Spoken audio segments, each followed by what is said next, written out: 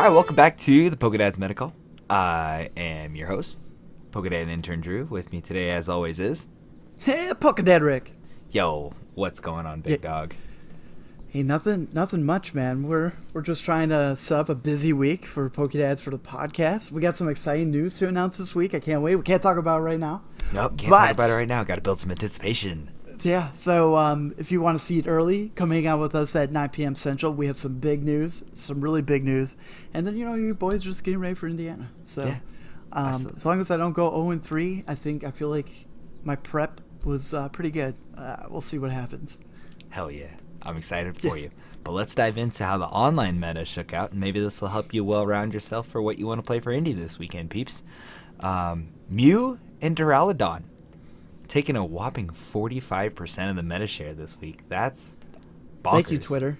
That's Twitter right there. That's Twitter. Absolutely. Hands down. They said, don't play Duraludon. People are practicing Duraludon, and it's seeing results. I love it. This is my format now. Other than that... Except you're not playing Duraludon. I am playing it online. Urshifu and Teleon seeing some wins. Whimsicott seeing some wins. And then Arceus and Teleon seeing a couple wins. The return of Single Strike Urshifu.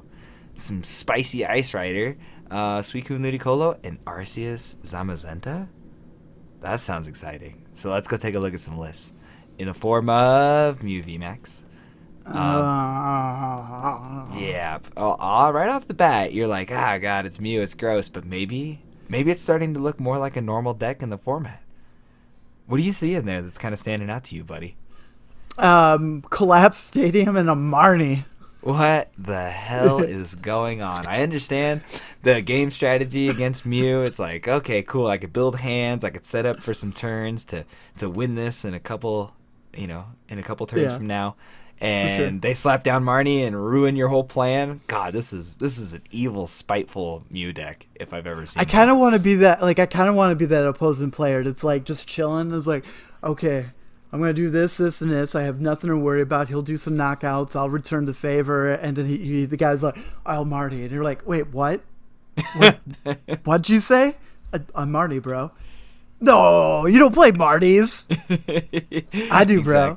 Exactly. Yeah. You'd be like, all right, I need a deck check. I want to count how many cards you're playing. This doesn't make sense. But it does, because so many players like the Arceus decks are now anticipating the not having hand disruption, and the one of Judge or one of Marnie has always been very spicy to me, which I like. You touched on the Collapse Stadium being in this deck. Super counterproductive if you're trying to draw cards with Genesect, but I get it if you can't Psychic Leap and you need to discard a Mew or discard something that's going to become a prize liability late game. Very, very interesting, and obviously you play 3 stadiums, so you're able to bounce it out when it becomes necessary, and you have the option to put down stadiums when you choose. So, very cool. And the return of basic energy, maybe Duraludon is a problem. Yeah. Let that be that, or Beedrill's a problem. Or Beedrill's a problem. Very good, very good. Yeah, all right, then we'll move on to Arceus, the deck, the man of the hour. Power Tower, back in the flesh, playing 4 hammers again. What else is kind of cool, man? What's cool? Because of hammers? You excited for hammers? Yeah, bro. They took it out for so long, and now it's back. Yeah, I guess when you don't have to worry about special energies, because one, you want the special energies to be out there and be able to discard the energy. But it's good to see this deck list having the mustard back. I feel like you need to. The correct way of playing this deck is the 2-3-3 prize count. So they have to knock out your Arceus V-Star once and 2 Duraludon V-Maxes for the 8 prize count. It's a tough feat for a lot of decks. It is, but I personally think is also the correct way of playing, which I talked to someone at the Poke practice last week. Yeah, because he put down 2 Arceuses, and I was like foaming at the mouth, like, oh, thank God.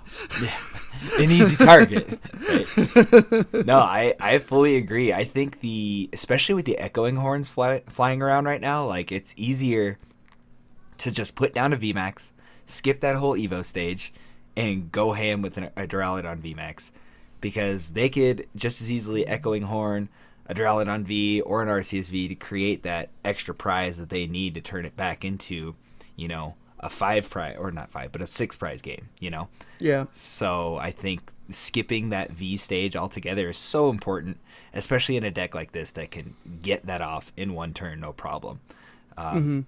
The addition of Tower of Darkness, I think, is cool because you're never going to really need to put down 3 Duraludon VMAX. So one of them can become a 2-card draw engine, which is sick. Still plays 4 stadiums, so Path to the Peak isn't a huge problem for this deck. But I really like it. I've always liked Duraludon, and I'm glad to see it see some success in the form of 4 wins this week. Boom. Thank you, Twitter. Getting ready. And people that are getting a little excited that we're planning on this, remember last week was fun, but this week you need to really focus on all the online tournaments because that's where I feel like people are finally, they're toning in. They're like, okay, by today and tomorrow is when they're picking what they're going to play. So I would keep a heavy eye on those tournaments to see what's going on, for sure. Absolutely. So then let's take a look at Azul GG's list. You don't think this guy's prepping for a regional right now? Look at this thing. This is a marathon deck. This thing is insane. He went 12-0-1 in a online tourney with this bad boy. And that's pretty spicy, dude. Has he streamed with it yet? No, I think that's the point. Okay. So he just wants to give out the list and that's it? Or did he win something? Oh, no, he won something last week. Yeah, he won. And I could tell you for a fact that I would not be able to pilot this list at all. No quick shooting Inteleon, which means he's straying away from the norm. The only 2 count of supporter in this deck is Avery. And drawing cards is great and all that. And disrupting your opponent's bench size is very, very key. But man, the one Mysterious Tail Mew, the Manaphy, I know Tord Reklev spoke very heavily about how if you had the Manaphy or didn't, decided if you won the Urshifu Mirror. But man, this is crazy. This is a bonkers list for sure. I actually pulled a reverse holo Manaphy, so I'm pretty stoked. Hell yeah. Best pull I've ever had. Brilliant stars right there. Just slap it into a deck. It's so pretty. I might have to. Might have to with these bears around. Might have to have a Manaphy in the deck. Yep, super duper important. And that's really all there is to talk about. The Urshifu list is still very important. If Arceus is going to be as good as it is, Urshifu is going to eat that deck alive. Yeah. So Whimsicott. Yeah. Oh, what's up, Whimsicott? Yeah, welcome back. 2 wins again this week. Seems like it's getting pretty consistent. It feels a lot like Dragapult in the previous format where it just kind of hung around, snuck in some wins here and there. Became very annoying to play against, but it's not unbeatable, if you will. No, especially if you know what you're up against right off the bat. You're able to, get yourself in a situation.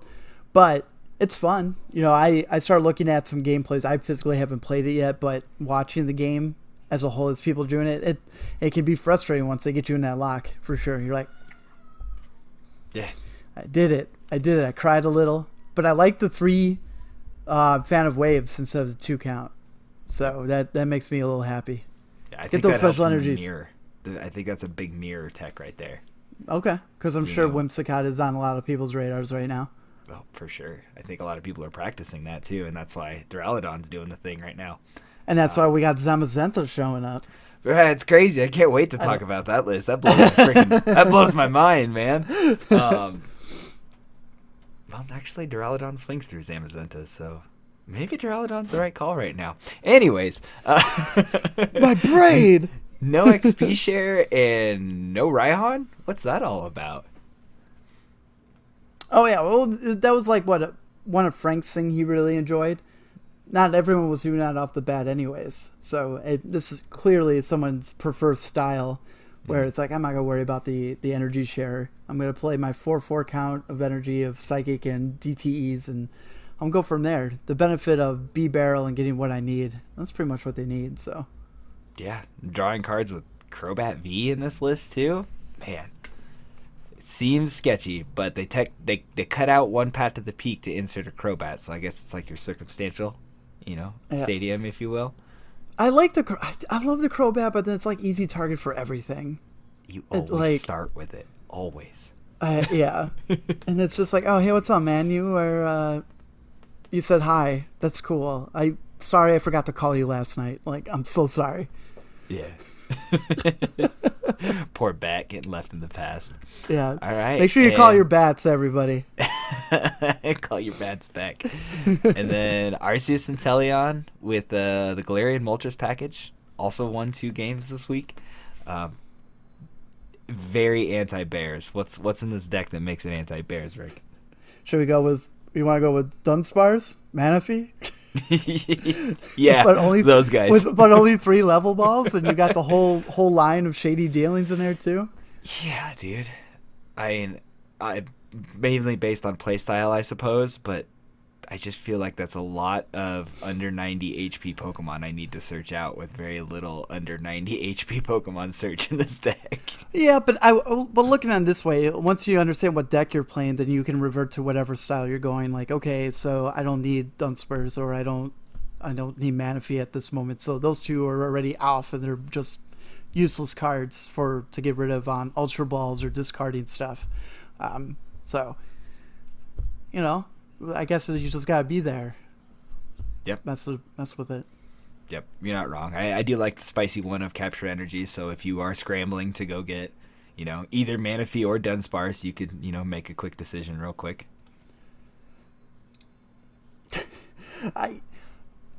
As the one that's prepping, right, I see all this special energy, and I'm just like, I can't do it.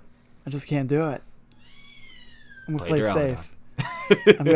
I don't even have the cards for Duraludon. Oh, when do we get a Rayhan character rare? That's what I want to know. I have one. It's just not in English. All right. Yeah, you can't play it. You only can play it in the full grip stuff, man, not original stuff. Yeah, you're not. Oh, yeah, the original stuff. All right. Anyways, Ice Rider Calyrex. Devin, listen, Devin. This is why I told you should get Ice Rider. Dude, okay, so Ice Rider's already good, but we're gonna acknowledge the elephant in the room in the form of the Brilliant Stars and Empoleon. Yep. Bro, dude, this thing is sick. What's its power? I mean, its ability. I'm going back. I've been playing too much Pokemon, older stuff. Pokepower. Here we go. No, so it's ability Emergency Surfacing. Once during your turn, if this Pokemon is in your discard pile and you have no cards in your hand, you can put this Pokemon directly onto your bench and draw 3 cards. And for 1 water energy, it does Water Arrow, and this attack does 60 damage to one of your opponent's Pokemon. Bro, this thing is sick. Like, you don't have to worry about starting it. If you have a 0-card hand at any point in the game, this can turn it into a 3-card hand, and it bops Sobbles. So, I mean, what's the worst possible thing that could happen to you playing one of these? Absolutely nothing. Just taking up a space of 1 card if you feel like you need it for something else, Yeah. No, it's super sick. Hats off to whoever teched this into, a deck that specifically only uses water energy, so it's not like you could whiff the energy attachment unless you obviously whiff energy, but that's a different story. And a different podcast. Exactly. But Max Lance still being able to consistently hit for, upwards of 280, and I just really like it. I think that combined with the Empoleon and the consistency that Ice Rider still has in a format that for a while didn't have a very strong steel deck to oppose it, I think it's good. I think it's good for the format. Keeps fire at bay, which means grass can be good too. Let's go. All right, and Single Strike Urshifu. I'm just kidding. No, use that. It's right there. Single Strike Urshifu. Yeah, so Single Strike Urshifu, I mean, people saw a lot of success with that Umbreon control deck, so they figured, we might as well just bring back the rest of the Single Strike partners, if you will. Playing for Battle VIP Pass, it's all about getting that board state set up very early, streamlining Crobat, which just feels so bad in my heart, but 2 Quick Ball? What the heck is that? Because they're like, we don't need this. We got 2 Ultra Balls. I don't know. Yeah, dude, I don't know either. I feel like if their hand is this low, they should just tech Mustard in too. Like, why not? Go ham. Yeah. Tech 1 Mustard in there. Just don't play any of the Urshifu V Bears and just play 2 Mustard. It's genius. It's fine. It's fine. Like, if these older decks want to show up and give Leafeon some life, I'm down. I'm down with it. No, absolutely. I mean, it's always been a strong, consistent deck. It's the only deck to be able to handle two weaknesses efficiently and not really have any drawback to playing two different types of, big VMAX Pokemon in the deck. So hats off to whoever piloted this with only 2 Quick Ball. You are ready for rotation, and I am not. Arceus. Quick Zamazenta Ball, no! V, dude. What's up? Cool. This thing's cool. This is a brand new addition to the format. Joshua Sutherland and their little gang of Zamazenta players have been tearing it up. There are a lot of YouTube videos being made about this deck now, and I, for one, might be a fan of how this is played out. You're playing the Dauntless Shield Zamazenta V from base set, but others have been teching in the Zamazenta from Brilliant Stars, which also benefits from the Rested Shield, which adds additional 70 HP to these big old dogs. I like it. I think that this is kind of cool for the format, man. Not for me. No? I still play VMAX, so I don't want to. I don't want to see this whatsoever. Bro, you know what Zamazenta doesn't wall off? V-Stars. My V-Star. Yeah, but it still has resistance of 30. It don't matter. Choice Belt fixes that. Yeah, no, I for one am a big fan. I think this is cool. Plays for Crystal Cave as well as double Turbo Energy and the Hyper Potion combo, so you could heal the Zamazenta V for a while. Plays the one Sharon's Care to kind of bounce that Arceus off the board if need be. Doesn't become an easy target, and you don't put it directly into the discard pile for the Echoing Horn play. So GG's to the Sutherland gang for playing the Zamazenta deck. You are the spice right now. Oof. And last but certainly not least, with 1 win in a 35-plus participant tourney. Suicune! Sorry. Suicune Ludi. Yeah, you are absolutely right. This is kind of back to basics. This is the way that Suicune has seen the most success, I feel like. And I don't want to say it's like the dummiest way to play it, but it's the least amount of big brain, if you will.